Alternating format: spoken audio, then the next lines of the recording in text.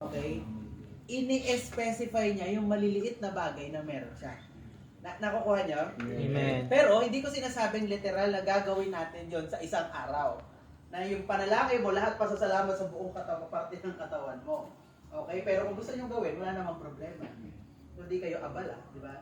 So, what we are being commanded through this passage ay sa bawat sitwasyon, meron at merong bahagi ng buhay natin ang mabibigyan natin ng concentration kung saan mapapasalamatan natin si Lord. Tama ba? Amen. For example, it's not every day na pinasasalamatan mo si Lord pagdating sa pang-amoy mo. Tama ba? Sino mga na-COVID na dito?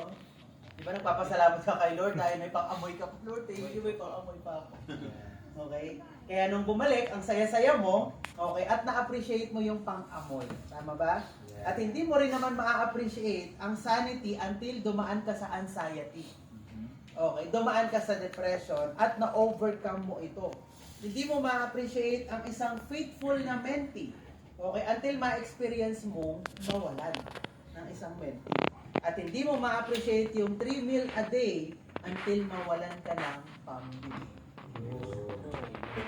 Di ba dati naalala ko, grabe, 6 times a day ako kumakain.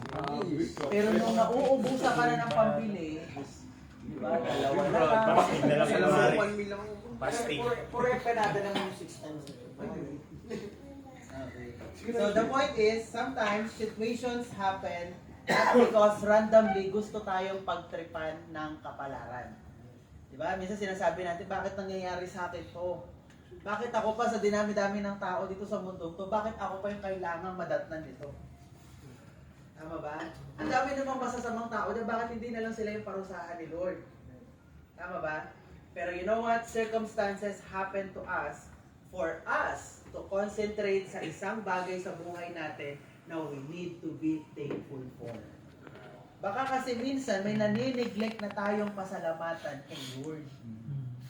For example, i-allow ni Lord na wala kang pera ngayon para pasalamatan mo yung isang area ng buhay mo na nangyayari at may ginagawa si Lord.